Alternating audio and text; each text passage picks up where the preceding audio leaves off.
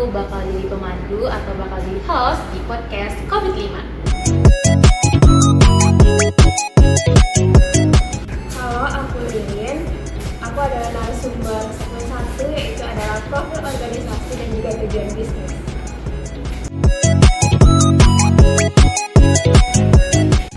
Halo semuanya, perkenalkan nama saya Dimas Ednis Nanda sebagai narasumber segmen 2 pemetaan IJ, ICRG, dan proses COVID.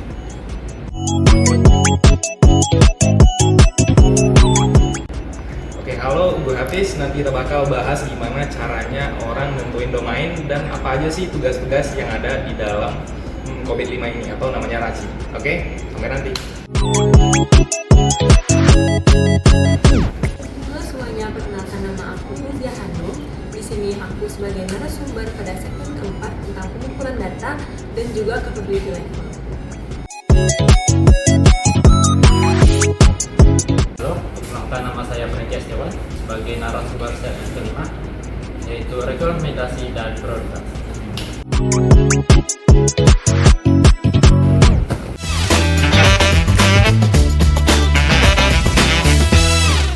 Halo semuanya, selamat datang di podcast COVID-5. Aku Natasha sebagai host yang akan memandu podcast kita pada hari ini. Tapi aku nggak sendiri nih teman-teman, aku bersama 3 narasumber aku. Ada Kak Dimas, ada Kak Hafiz, dan juga ada Kak Ririn. Halo, bagaimana nih kabarnya? Alhamdulillah. Luka dikit nggak ngaruh.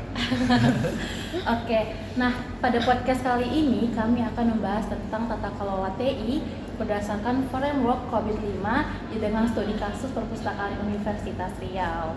Langsung aja ya kita berbincang-bincang. Pertama aku mau bertanya sama Kak Ririn dulu nih. Kak Ririn, sebelum kita mulai dari gambaran umumnya dulu nih, kita mulai ke gambaran umumnya dulu nih. Nah, perpustakaan Universitas Riau ini seperti apa sih profilnya dan apa aja nih sejarahnya dari perpustakaan Universitas Riau? Oke, untuk perpustakaan Universitas Riau ini berdiri sejak tahun 1962, di mana ini bersamaan dengan berdirinya Universitas Riau. Kemudian yang di mana saat ini berlokasi di kampus Bina Widya Panam.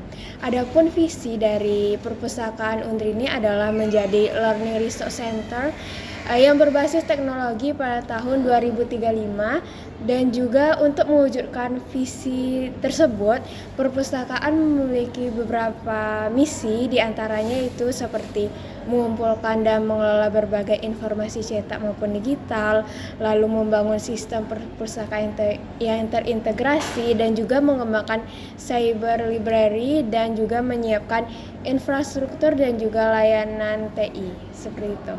Oh, jadi seperti itu ya Kak, profil juga sejarahnya. Lalu untuk tujuan bisnis dari perpustakaan itu sendiri apa ya Kak? Untuk tujuan dari perpustakaan Universitas Riau itu ada 7 tujuan, di mana seperti mendukung fungsi pendidikan, pengajaran, dan pengabdian, lalu terwujudnya manajemen dan struktur organisasi yang tepat. Nah, di antara tujuan bisnis tersebut ada 2 poin utama yang berkaitan dengan TI, yaitu yang pertama adalah menyediakan fasilitas dan layanan yang berbasis teknologi informasi, kemudian mengupayakan agar pelayanan perpustakaan itu berjalan dengan efektif dan juga efisien melalui pemanfaatan teknologi informasi dan komunikasi yang terus berkembang. Baik, jadi seperti itu teman-teman. Nah, lanjut kita ke narasumber yang kedua, ada Kak Dimas. Halo Kak Dimas. Jadi aku mau bertanya nih sama Kak Dimas. Sebenarnya itu Kak Dimas, apa sih pemetaan enterprise goals atau disingkat dengan IJ ke IT related goals atau disingkat dengan ITRG, dan apa sih manfaatnya bagi perpustakaan Universitas Riau? Nah, pemetaan IJ ke ICRG ini adalah proses untuk memastikan tujuan strategis perpustakaan itu benar-benar didukung oleh tujuan TI yang tepat. Nah, misalnya seperti tujuan menyediakan layanan digital yang mudah diakses, atau seperti menjaga ketersediaan layanan. Nah, itu kita hubungkan ke tujuan TI seperti kesesuaian strategis TI bisnis. Nah, keamanan informasi dan kualitas layanan TI. Manfaatnya itu benar sekali. Manfaatan pemetaan ini benar sekali perpustakaan, jadi bisa melihat keterkaitan langsung antara kebutuhan bisnis dengan penerapan TI. Kemudian mengetahui area TI yang penting pastinya berpengaruh terhadap layanan pengguna, serta memastikan pengembangan sistem TI yang berjalan selaras dengan strategis organisasi. Jadi nggak ada TI yang berjalan sendiri tanpa arah. Nah, setelah IJ dan ITRJ dipetakan, lalu bagaimana nih proses untuk mengarahkan kita untuk memilih domain yang tepat? Boleh dijawab oleh Kak Hafiz? Oke, nah jadi sebenarnya kan domain ini adalah pembahasan utama yang nantinya akan dievaluasi atau diperbaiki, betul ya? Kan domain COVID ini dibagi ada IDM, APO, BAI, ada IMA, ada DSS juga. Nah, tapi setelah kita pemetaan dari enterprise goals ke ITRG tadi, kita udah mengerucutkan sebenarnya ke beberapa proses bisnis yang lebih detail. Nah, jadi dari ITRG tadi kita bisa lihat ini fokus yang sesuai dengan visi dan misi perpustakaan tadi yang mana. Nah, jadi setelah kita analisa, yang paling cocok untuk dibahas adalah domain yang DSS. Nah, terutama yang DSS 05 yang membahas tentang manajemen, keamanan, dan juga pelayanan. Nah, begitu. Nah, aku mau balik lagi nih teman-teman nanya sama Kak Dimas. Kak Dimas, kalau kita bicara tentang proses COVID yang dipilih tadi, bisa nggak dijelaskan lebih spesifik apa fokus dan juga peran dari proses DSS 0504 dan juga DSS 0507? Nah, dari DSS 0504 ini itu memanage user identity dan logical access, berfokus pada bagaimana organisasi tersebut mengatur identitas pengguna. Nah, menetapkan hak akses, menerapkan autentikasi, memonitor akun istimewa, dan memastikan setiap orang hanya bisa mengakses sesuai kebutuhan bisnis. Proses ini sangat penting untuk mencegah akses ilegal dan melindungi data penggunanya, Pas. Lalu DSS 0507 itu monitor the infrastructure for security related events. Ini menitik beratkan pada pemetaan kejadian keamanan, pemeriksaan log, deteksi aktivitas mencurigakan, serta prosedur penanganan insiden. Nah, tujuannya itu agar ancaman bisa ditemukan lebih cepat dan ditangani sebelum mengganggu layanan tersebut. Nah, kedua proses inilah saling melengkapi. Satu menjaga pintu masuk akses, satunya lagi mengawasi seluruh aktivitas di dalam sistem tersebut. Baik. Nah, selanjutnya aku mau balik bertanya sama Oke, Kak boleh. Hafiz. Kira-kira apa sih Bang? Apa sih Kak itu RACI dan kenapa harus RACI? Oke, kalau kita bahas RACI ini secara sederhananya sih kita itu bahas tentang pembagian peran gitu. Karena sebuah organisasi tentu punya fungsinya masing-masing. Nah, jadi dalam sebuah project IT itu juga diperlukan pembagian peran yang jelas. Nah, supaya nanti dalam menjalankan kegiatan dan proses bisnisnya itu nggak nyalah-nyalahin. Makanya RACI itu dibagi, ada yang responsible, ada yang inform, ada yang accountable, sama ada yang consulted. Nah, jadi ada satu orang yang berhak untuk menentukan keputusan, ada orang yang kerja. Nah, yang kerja ini biasanya paling kasihan nih, biasanya anak magang atau karyawan baru gitu. Kemudian ada juga orang yang tempat kita itu konsultasi, tempat nanya-nanya, biasanya yang lebih senior lah, yang lebih berpengalaman. Dan terus ada juga orang yang harus kita berinformasi bagaimana progres dan proses yang sudah dilaksanakan. Nah, untuk pembahasan RACI dalam COVID kita bahas perpustakaan ini, itu kan proses bisnisnya banyak banget. Nah, sebenarnya untuk pemetaan RACI itu dari seluruh proses bisnis yang berkaitan kita udah harus nentuin. Walaupun pada akhirnya nanti hanya 2 atau 3 proses bisnis yang kita evaluasi. Jadi RACI itu penting banget supaya nanti dalam menjalankan proyeknya itu nggak nyalah-nyalahin, nggak nuduh-nuduh, nggak ada kambing hitam. Betul ya? Oke. Kira-kira begitulah tentang RACI, penting banget. Oke. Oke, baik, terima kasih untuk Kak Ririn, Kak Apis, dan juga Kak Dimas. Nah, jadi gitu teman-teman penjelasan dari segmen pertama kita. Tapi kita masih ada 2 narasumber lagi yang tentunya nggak kalah penting membahas topik-topik selanjutnya. Sampai jumpa di segmen kedua. Bye-bye. Terima kasih.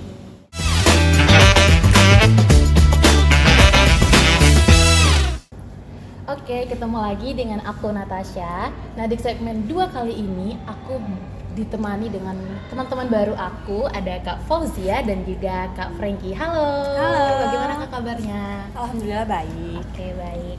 Nah, di segmen 2 ini kami bakal membahas tentang bagaimana nih teknik pengumpulan data serta hasilnya dan juga bagaimana menentukan rekomendasi-rekomendasi yang bagus untuk perpustakaan Universitas Riau. Langsung aja aku mau bertanya sama Kak Fauzia nih. Kak Fauzia bisa nggak dijelaskan bagaimana tuh proses-proses yang dilakukan untuk pengumpulan data dalam penelitian ini? Oke, baik. Jadi pengumpulan data pada penelitian ini kami itu menggunakan kuesioner di mana kami disusun berdasarkan indikator-indikator pada COVID-5 pada domain DSS.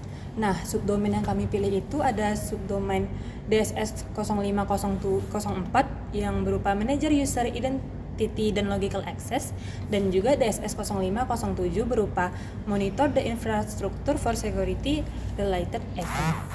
Nah, setelah kami mengidentifikasi indikator-indikator proses di COVID tadi, kami membuat indikator-indikatornya itu menjadi sebuah pernyataan atau pertanyaan, dan setelah kami kumpulkan semua pertanyaan itu, kami akan membuatnya dalam bentuk form dalam Excel, lalu memberikannya kepada beberapa responden, yaitu 3 responden, di mana mereka akan menjawab sekitar ada 13 untuk DSS 04 dan 8 pertanyaan di DSS 07, di mana mereka akan langsung mengisi dua DSS sekaligus. Nah, setelah diisi, kami akan merekap kembali nilai-nilainya gitu. Jadi seperti itu ya Kak. Lalu aku mau bertanya nih Kak, tentunya setelah ada proses pengumpulan data, pastinya ada dong proses rekap dan juga pengolahannya. Mungkin Kak Fauzia boleh jelaskan bagaimana prosesnya? Oke, jadi hasil pengumpulan datanya itu berupa skor penilaian dari setiap responden pada masing-masing indikator kuesioner, dan juga sebuah rekapitulasi tingkat kapabilitas untuk setiap subdomain. Nah, jadi setelah kami mencari dan mengakurasikan skor-skornya itu, jadi pada subdomain DSS 0504 itu tingkat kematangannya itu sekitar 3,94, dan pada DSS 0507 itu sekitar 4, di mana setelah kami menggabungkan kedua subdomain DSS-nya dan menghitung rata-rata tingkat kematangannya itu sebesar 3,97. Nah, di sini 3,97 itu pada level 4, yaitu Entabilized Process. Nah, jadi Entabilized Process ini levelnya kan di 4 ya. Sedangkan di paling tertinggi itu levelnya tuh ada di level 5. Jadi tentunya 4 dikurang 5 kan ada 1 ya. Berarti ada gap 1 level di antara 4 dan 5 tersebut. Gitu.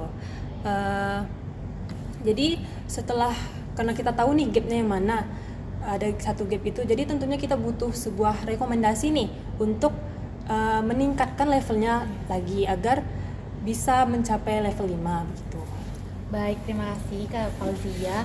Aku mau lanjut ke pertanyaan ke Bang Frankie. Tadi kan Kak Fauzia ada bilang nih untuk bisa menentukan rekomendasi. Nah, dari Kak Frankie sendiri, mengapa sih di DS 05 ini, terutama di DS 04 dan juga 0507 ini menjadi fokus rekomendasi?